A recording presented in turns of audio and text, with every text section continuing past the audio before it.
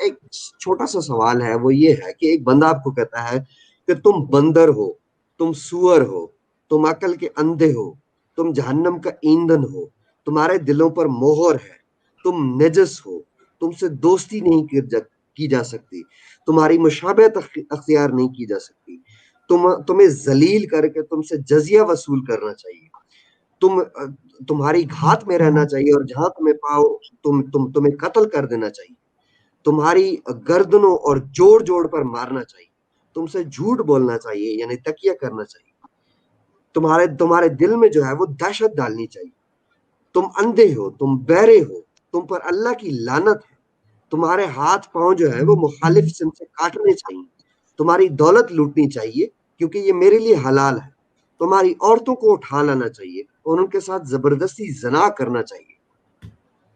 اس کا کیا جواب دیں گے؟ کوئی آپ سے ایسی بات کرے گا، آپ کو یہ ساری چیزیں بولے گا جو میں ابھی آپ کو بول رہا ہوں، آپ اس سے پیسفلی ریئیکٹ کریں گے؟ آپ کبھی بھی نہیں کریں گے۔ اور میں یہ جو باتیں ابھی میں نے بولی ہیں، یہ ساری قرآن کی آیتوں کی ٹرانسلیشنز ہیں۔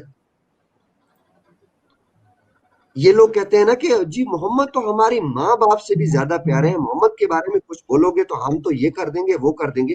ابے بھائی، تمہارا قرآن مجھے گالی دیتا ہے، میں ایکس مسلم ہوں، میں کافر ہوں، تمہارے قرآن میں میرے لیے مجھے نجس کہتا ہے، مجھے سور کہتا ہے، مجھے بندر کہتا ہے، عقل کا اندھا کہتا ہے، اور مجھے قتل کرنے کی دھمکیاں دیتا ہے۔ تو وٹ ڈو یو، میں کس چیز سے اوبلیگیٹڈ ہوں کہ میں اس بک کی، اس آئیڈیالوجی کی اور اس نفرت سے بھری کتاب کی جو ہے وہ رسپیکٹ کروں؟ کیوں کروں میں؟